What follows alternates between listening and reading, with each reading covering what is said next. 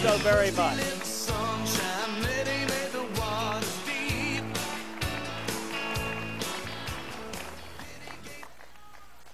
Well, it is great to be with so many friends here in Iowa.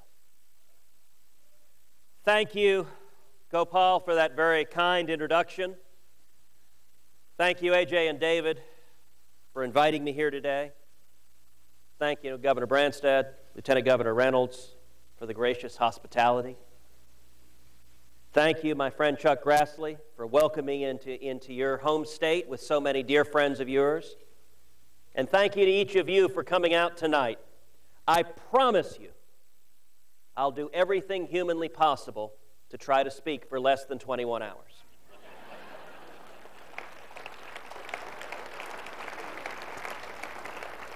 But you will know I'm nearing the end when I bring out and begin to read The Cat in the Hat. You know, I got to tell you, 21 hours is a long time. I mean, that's almost as long as it takes to sign up on the Obamacare website.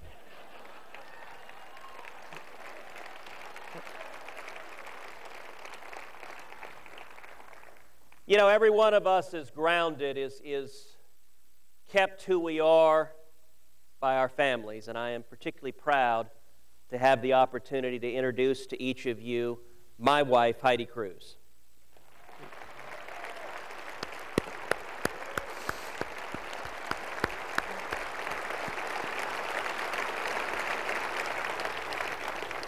Heidi is beautiful, she is brilliant, she is an incredible mother to our two baby girls, she is my best friend in the world, and she is the love of my life. I love you, sweetheart. Thank you for being here.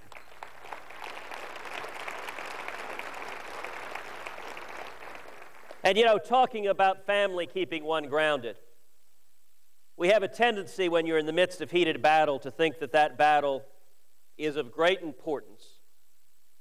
But somehow our kids don't always perceive it to be quite the same. Last Sunday, Heidi and I were up in D.C. with our two girls, Caroline's 5, Catherine's 2. And we were driving to Mount Vernon that afternoon to spend a little bit of time with the girls.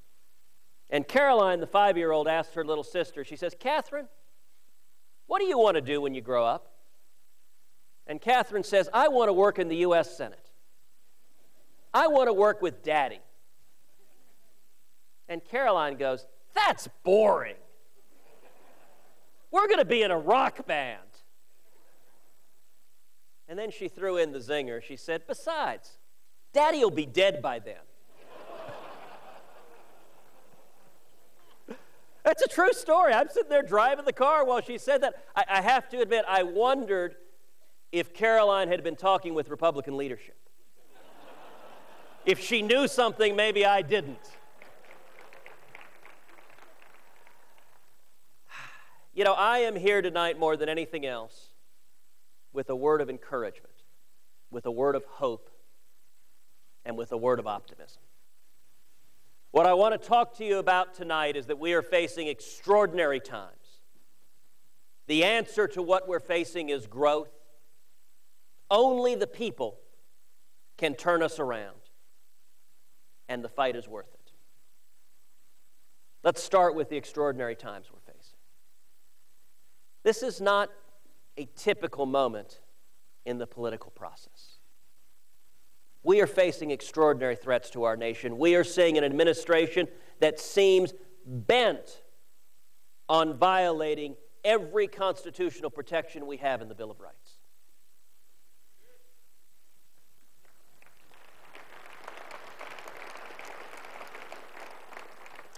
Chuck, I don't know that they have yet violated the Third Amendment, but soon they may start quartering soldiers in people's houses.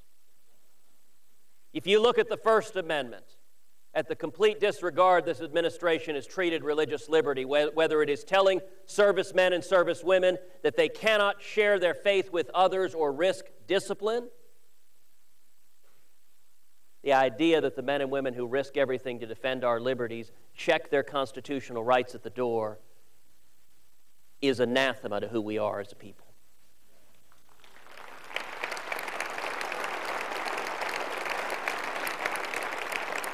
We saw just a few months ago an Air Force chaplain in Alaska, reprimanded because he posted on his blog the simple statement, "There are no atheists in foxholes." He was ordered to take it down. Apparently, chaplains are not supposed to be talking about that God stuff.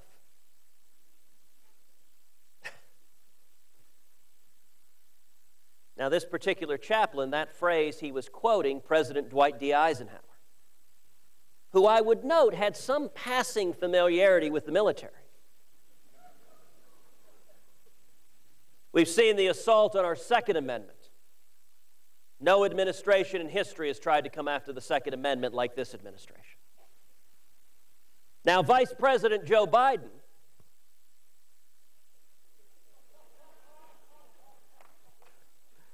you know the nice thing? You don't need a punchline.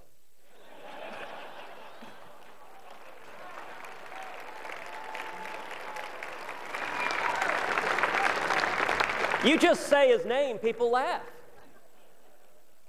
But Vice President Joe Biden shared the following counsel. He said, if anyone is attacking your home, just go outside and fire with a double-barreled shotgun and fire both barrels in the air, which is very, very good advice if it so happens you're being attacked by a flock of geese. We've seen the assault on the Fourth and Fifth Amendment as this administration has been invading our privacy with the NSA seizing phone records and emails and viewing law-abiding citizens as the target of their efforts. By the way, for anyone who has your cell phones here, please leave them on. I want to make sure President Obama hears everything we say tonight.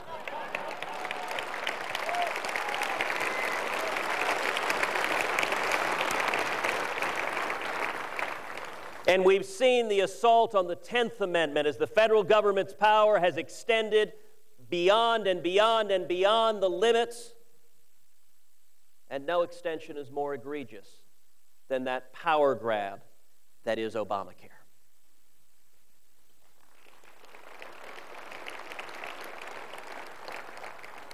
And then if you look at our fiscal and economic state, we are facing enormous crisis.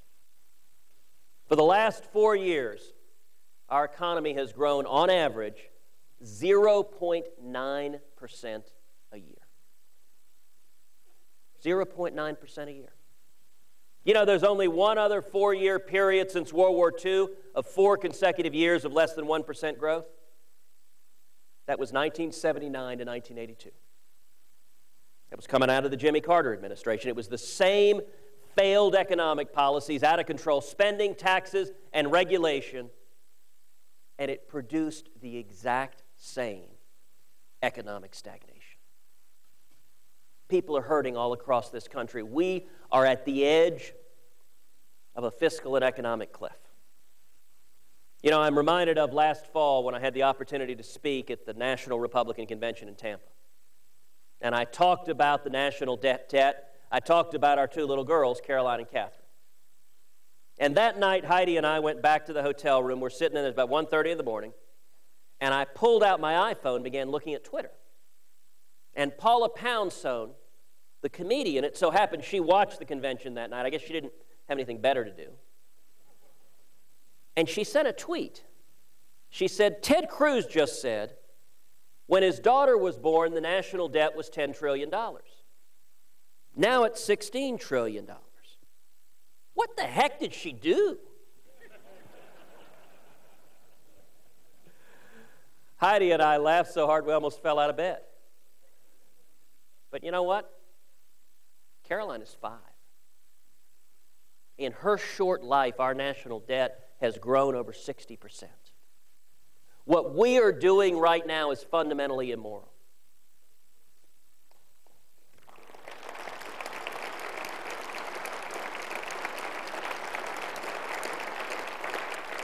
If we keep going down this path, our kids and our grandkids will spend their whole lives not working to meet the challenges of the future, working to meet their priorities, but working to pay off the debts that their parents and grandparents racked up. Our parents didn't do that to us. Their parents didn't do that to them. And you know what? We're all here tonight because we're not willing to do that to the next generations.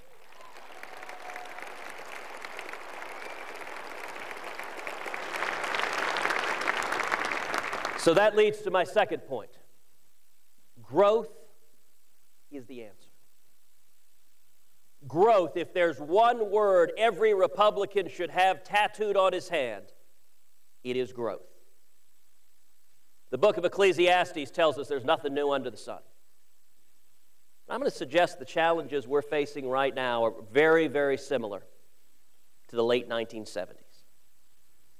This president is fond of saying he inherited the worst economy in the history of the universe. Doesn't seem to have a whole lot of historical memories. How many of y'all remember the late 1970s? You remember double-digit unemployment? 22% interest rates? Gas lines going around the block? Stagflation? You remember our hostages languishing in Iran for 444 days while the president wrung his hands, unsure of what to do? The answer we saw in 1980 was a grassroots revolution. It was the Reagan Revolution. It was millions of Americans, many of the men and women in this room who stood up, who got involved and said, we're going to get back to the principles that made this nation great. President Ronald Reagan came into office in 1981, elected in this very same year Chuck Grassley was elected to the U.S. Senate.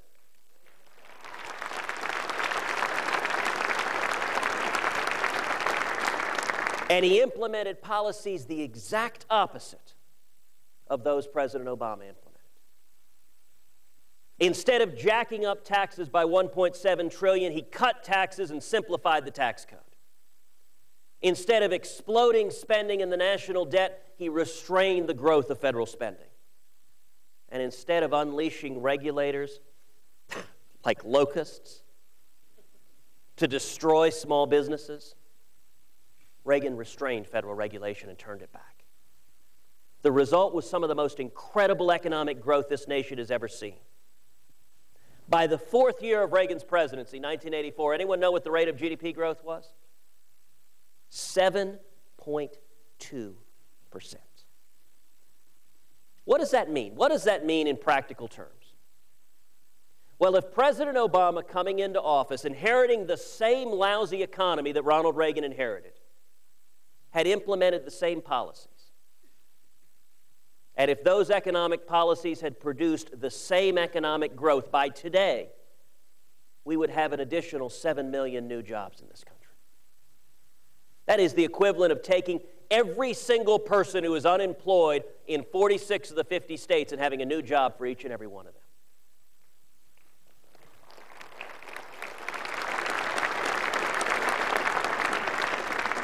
And growth is foundational to everything else. Every other challenge we have, whether it's unemployment, whether it's the national debt, whether it's maintaining the strongest military in the world, if we have growth, we can do all of it. And if we don't have growth, we can't achieve any of it. Here's an interesting statistic. Do you know that an additional 1% economic growth produces over a decade an additional $2.8 trillion in tax revenues and $3.1 trillion in debt and deficit reduction? 1 stinking percent. That's a technical term, a stinking percent. That's what the Republican Party needs to be about. We need to be about economic growth all the time, every day. That's how we turn the country around.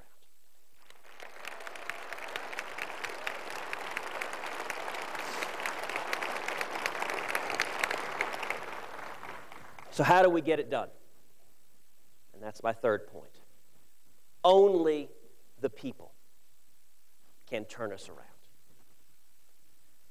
I'm convinced we're facing a new paradigm in politics. It is a paradigm that is the rise of the grassroots. I got to tell you, it has official Washington absolutely terrified.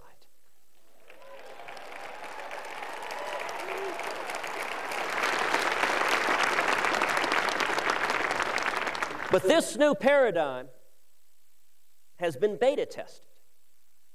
unlike the Obamacare website. It was beta tested in 1980 with the Reagan Revolution, and we pulled this country back from the brink.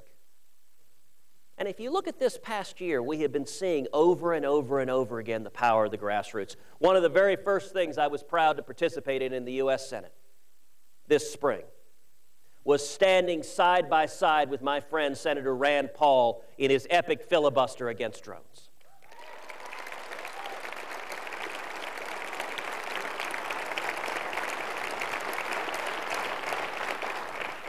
Now, when that started, most of his colleagues in the U.S. Senate didn't understand what Rand was doing.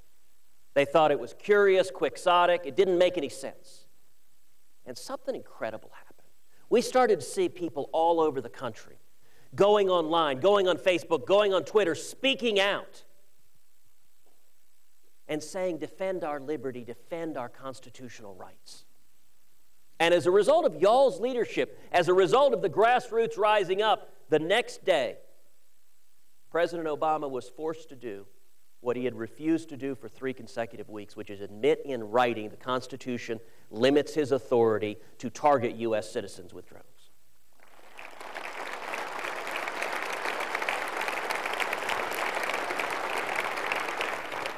We saw the new paradigm a second time on the battle over guns.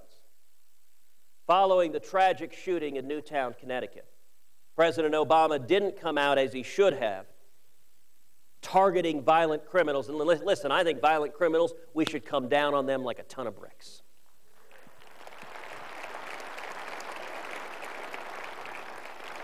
But instead, he chose to target the Second Amendment rights of law-abiding citizens.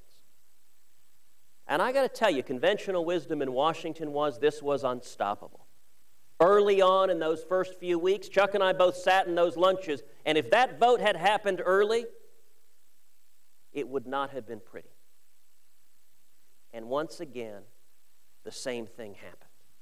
Millions of Americans across this country began speaking up, began showing up at town halls when their senators came home, began lighting up the phone, began going on Facebook, going on Twitter, speaking out.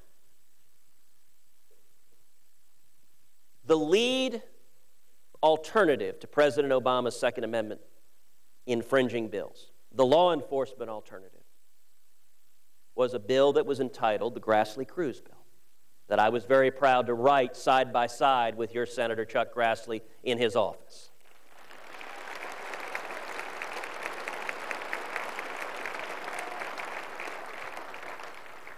It received 52 votes, the most bipartisan votes of any comprehensive bill concerning guns. 9 Democrats voted for Grassley-Cruz. But Harry Reid and the Democrats filibustered it and prevented it from passing into law. But let me tell you something, even though Washington was convinced after Newtown nothing could stop the president's anti-gun agenda, when it came time for a vote, every single proposal of the president's that would have undermined the Second Amendment was voted down on the Senate floor.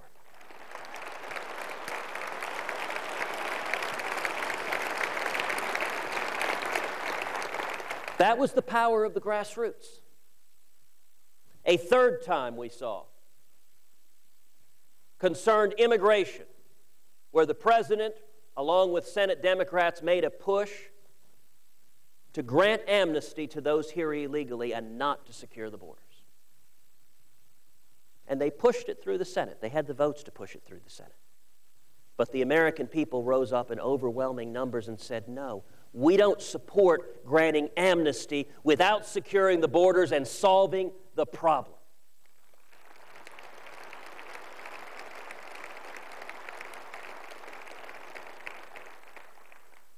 And as a result, that bill went to the House of Representatives and has stopped because of the grassroots, because of you speaking out to your elected representatives.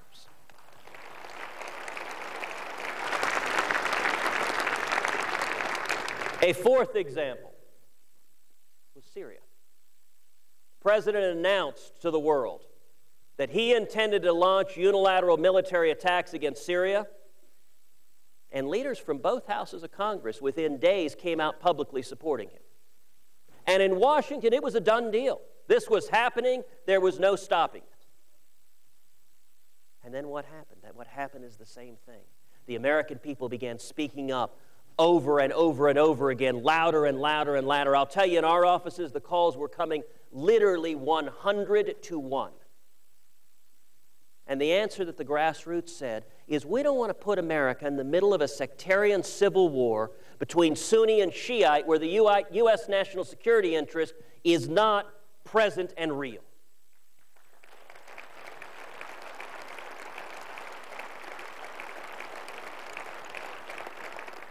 And as a result of y'all's leadership, what was a fait accompli was stopped dead in its tracks. And then the fifth and final example is the battle we just went through over Obamacare.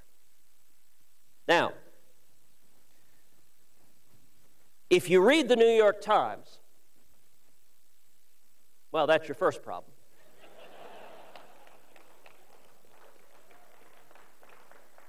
But if you read the New York Times, they will tell you that this battle accomplished nothing.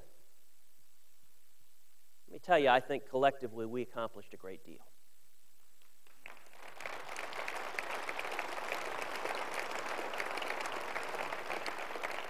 One of the things we accomplished in the fight over Obamacare is that we elevated the national debate over what a disaster, what a train wreck, how much Obamacare is hurting millions of Americans all across this country. You know, this bill is called the Patient Protection and Affordable Care Act, but it doesn't provide protection. It's not affordable, and it's denying care to millions.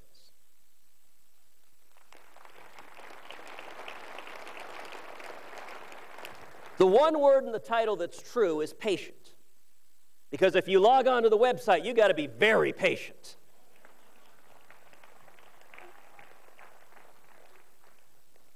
But collectively, millions of Americans have made the case that Obamacare quite simply isn't working, that it's the #1 job killer in this country, that it is causing millions of Americans to lose their job. Young people coming out of school are not finding jobs right now because of Obamacare.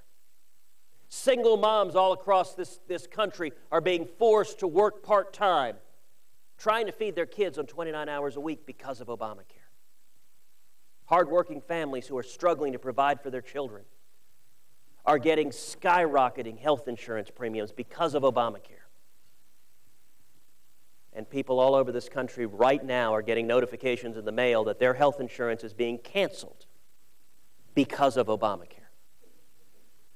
Now, as a measure of just how far we collectively have elevated those arguments, how many of y'all saw the season premiere of Saturday Night Live this year? The opening skit was a 3-minute skit on what a disaster Obamacare is.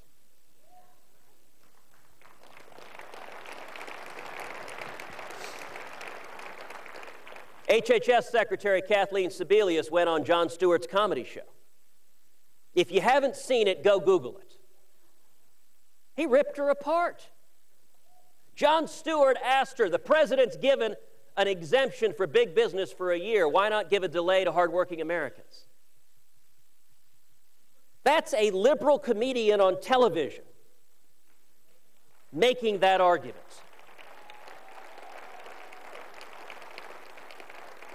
And by the way, making it to a whole bunch of viewers who would pretty much never listen to Republican politicians talking to them. That's a sign of what we accomplished, elevating the debate. But secondly, what else did we do? We energized the grassroots. In the course of just a few weeks, over 2.1 million Americans signed the national petition at don'tfundit.com. You know the hashtag #MakeDCListen? The hashtag #MakeDCListen has been tweeted over 1 million times in the last 30 days.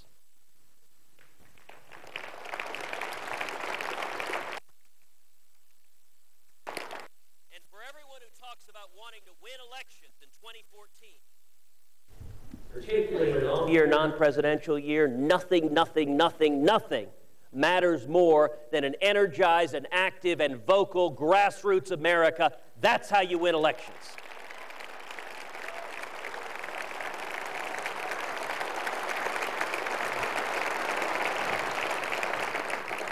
But third, we made Democrats take a lot of stupid votes.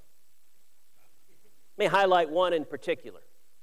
Every single Democrat in the U.S. Senate voted against eliminating the congressional exemption from Obamacare. Now, I got to tell you, the polling on that, over 90% of Americans disapprove of that exemption. Over 70% of Democrats say they would vote against a senator who voted to keep a special exemption for themselves that wasn't given to the American people.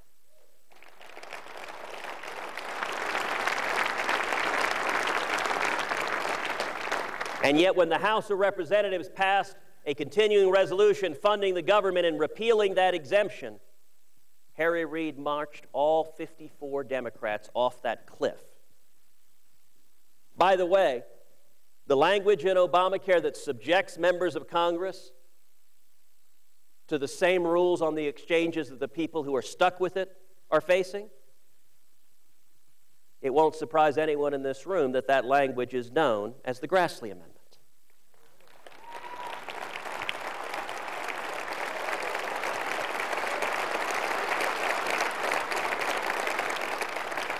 And I promise you, come October and November of 2014, we're going to see TV commercials all over this country of Democrats who voted to give themselves a special exemption from Obamacare their constituents don't get, and there are going to be some Democratic members of Congress and of the Senate who are going to suddenly be experiencing the joys of the private health care system.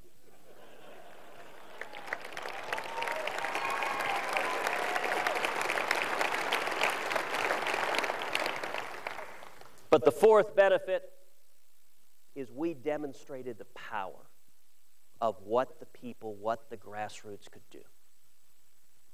You know, just a few months ago, all of official Washington scoffed that the grassroots would rise up. Then we saw 2.1 million people signing the petition at don'tfundit.com. Official Washington scoffed that the House of Representatives would vote to fund the federal government and to defund Obamacare. And then the House of Representatives, exercising a profile in courage, stood strong and listened to the American people and led the fight.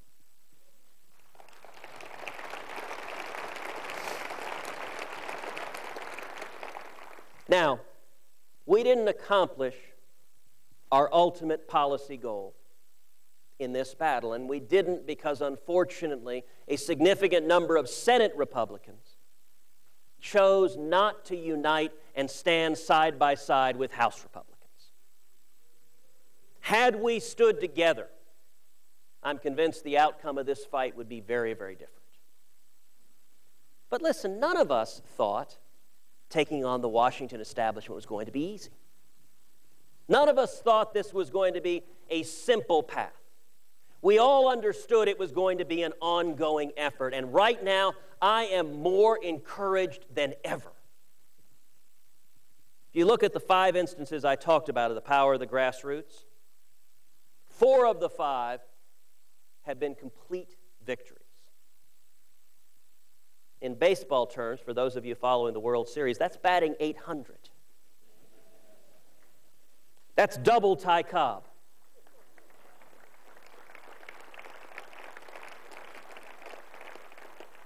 And the 5th one, we saw the American people rise up. We saw the House of Representatives listen, and I am confident in time the U.S. Senate will listen as well to the American people. And so going forward, how do we keep fighting? I'll tell you what I'm spending my time trying to do is 2 things. Number 1, tell the stories. Tell the stories of the people who are hurting. We've launched a national website, MakeDCListen.org. MakeDCListen.org. I would encourage each of you to go home, go to MakeDCListen.org, and upload your stories. Upload your stories. How is Obamacare impacting you? How is it impacting your family, your jobs? Because one of the things we can do in the Senate is help tell a story, help making it real how people are hurting. The second thing I'm trying to do is working to continue to energize and mobilize the grassroots to help all of us. The only way we win this is to win it together. How many of y'all have your cell phones with you? All right, I'm going to ask each of you to take out your cell phone and text the word growth to 33733. Let me say that again. Text to 33733 the word growth. We are working trying to build a grassroots army across this country because the way we're going to stop Obamacare, the way we're going to get back to economic growth, it's not going to come from Washington. It's not going to come from elected officials in Washington. It's going to come from the American people. And what I am trying to do more than anything else is help the American people be mobilized, energized, and carry that message to our friends and neighbors. That's how it worked in 1980. And that's how it'll work now. That leads to my fourth and final point. This fight is worth it.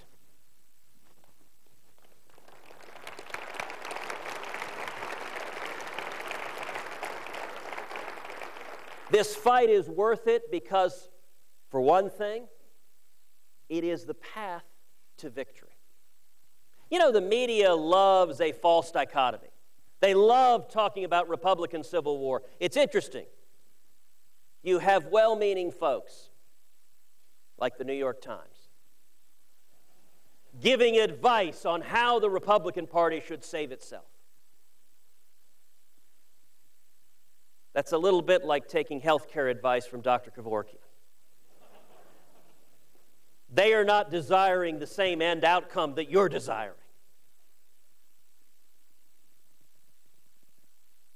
We need to unify. We need to come together, and let me tell you, growth and freedom are principles and ideals that unify the entire Republican Party. They are principles and ideals that unify the evangelical community with the liberty movement, with the business community. Growth and freedom are principles that bring together Main Street and the Tea Party. If we get back to our core principles, that's how you reassemble and keep strong Ronald Reagan's three-legged stool. And let me note, if you look at the last four congressional elections, 06, 08, 10, and 12, three of the four were disasters for Republicans. 06, 08, and 12, we got clobbered. In all three of those, the prevailing wisdom in Washington, and I got to say, if you took every Washington strategist and dumped them in the ocean, you know what you'd call it? A good start.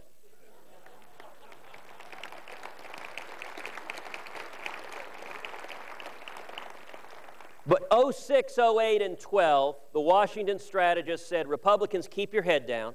Don't rock the boat. Don't stand for much of anything. The economy's not going great for President Obama, so just keep your head down and we will win, as being the least bad alternative to whoever the other guys are. And shock of all shocks, we got our clock cleaned in 06, 08, and 12. There's one election that was different, 2010. And it was different in the way we campaigned. 2010 was a positive, optimistic campaign. It was a grassroots campaign across this country saying we stand for growth and freedom.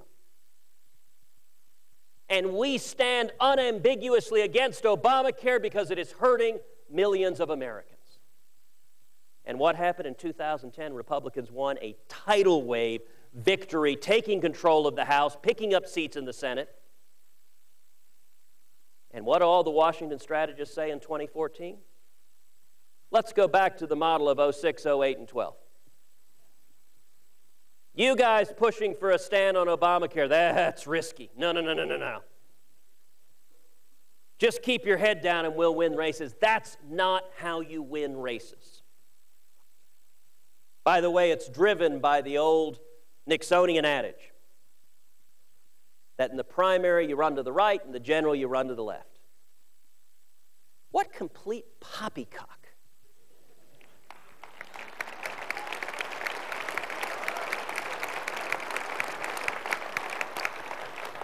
That's based on the oh-so-clever idea that if your opponent is here on the spectrum, that you want to be infinitesimally to their right so that you can capture every marginal voter right up to where they are.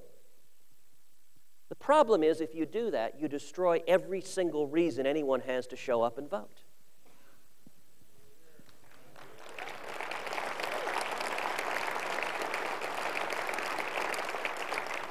Look, the model I turn to over and over again is the model of Ronald Reagan. Does anyone remember in 1980 Ronald Reagan saying, "I am almost exactly like Jimmy Carter, except imperceptibly a teeny-weeny bit more conservative"? Ronald Reagan stood up with a smile and he drew a line in the sand. And he said, "President Carter and I have fundamentally different visions of this country and our future. And if you believe in freedom, if you believe in standing on your own feet, if you believe that government is not the solution, government is the problem, then stand with me." And that's how we saw an epic transformation.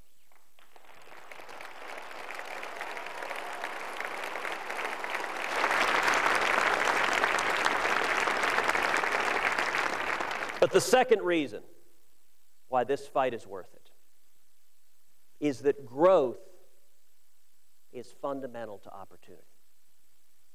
For years, I've advocated what I call opportunity conservatism, which is that every single policy we think about, we talk about, should focus like a laser on opportunity, on easing the means of ascent up the economic ladder.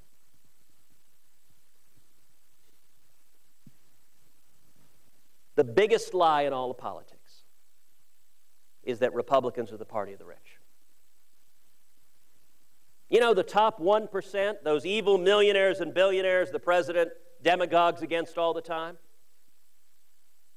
You know, under President Obama, the top 1% are earning a higher share of our national income than any time since 1928. But that shouldn't worry us because nothing bad happened after 28.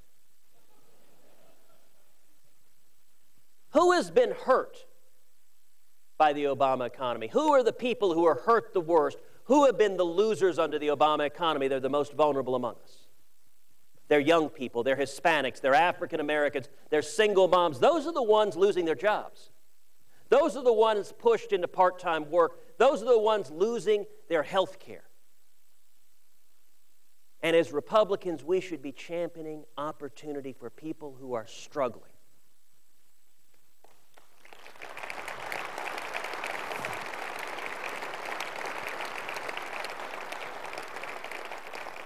What is the fight over Obamacare about? Let me share with you a couple of stories from MakeDCListen.org. Shannon from Toledo, Ohio, wrote, quote, "My name is Shannon. Both my husband and I are machinists. Since Obamacare has been enacted, our workplace stopped giving raises or bonuses. Our insurance premiums have doubled already and are due to go up dramatically for 2014. On top of that, our hours have been reduced. My 19-year-old son, who's attending college part-time, has a part-time job at Bob Evans as a server. In the past, he was able to work up to 35 hours a week. About a month ago, he was told he could only work up to 25 hours a week as a direct result of Obamacare. In our family, 100% of the working people are seeing a negative outcome on our living wages due to Obama and his fancy laws. Please continue to fight." Here's another story from Rigo, from Humble, Texas. "My name is Rigo, and I am a single father. I have health care coverage through my employer, and I currently pay $320 a month for myself and my daughter. I am extremely worried and concerned that my premium is going to go up if Obamacare goes into effect. I live paycheck to paycheck. and I cannot afford my premium to rise. Please help. One more story from Sherry from Fairmont, West Virginia. I have been forced to part-time employment because of Obamacare. And I now may lose my home because we will no longer be able to afford to make our mortgage. I have major medical issues, and I am losing my insurance and will be forced to obtain other insurance by costly means. I was happy with my insurance and my job, but because of Obamacare, my life is in shambles. I was happy as a worker who was self-sufficient. Obama and his policies have driven me to a state of shame and embarrassment, replacing the pride and satisfaction I once felt as a result of my own self-reliance. God is not happy.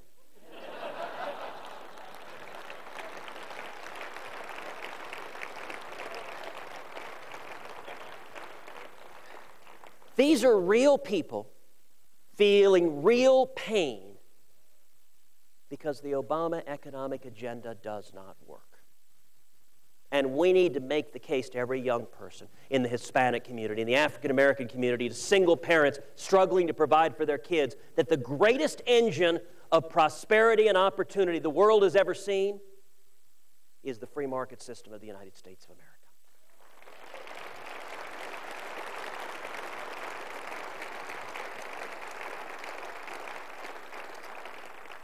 The final point I want to make is, like each of you, freedom for me is not some abstract concept you read about in a book. It's real in our lives. Gopal, you talked about coming as an immigrant. It's real in your life because you've seen it. You've seen the freedom this country gives. For me, my dad fled Cuba 55 years ago.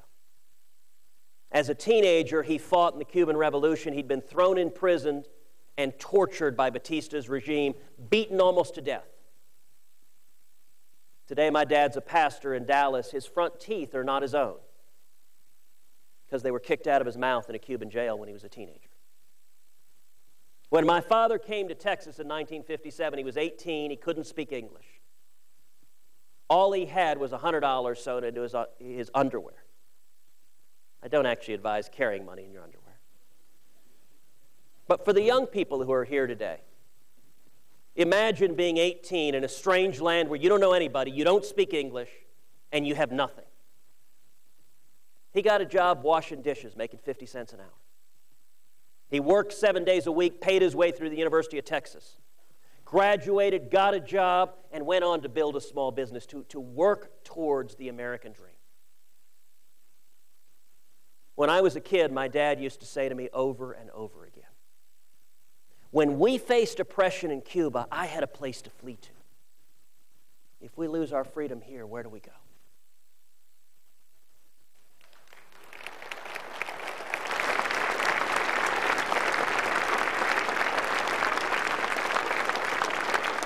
That's why every one of us is here tonight. That's why we are fighting. Because as Ronald Reagan famously observed, freedom is not passed down from one generation to the next in the bloodstream. Every generation has to stand up and defend freedom so that one day we don't find ourselves answering our children and our children's children, what was it like when America was free? That's a question that not a single man or woman in this room wants to answer, and that's why we are fighting, because together, I am convinced, together, standing together, we can get back to our free market principles, to our constitutional principles. We can restore that shining city on a hill that is the United States of America. Thank you, and God bless you.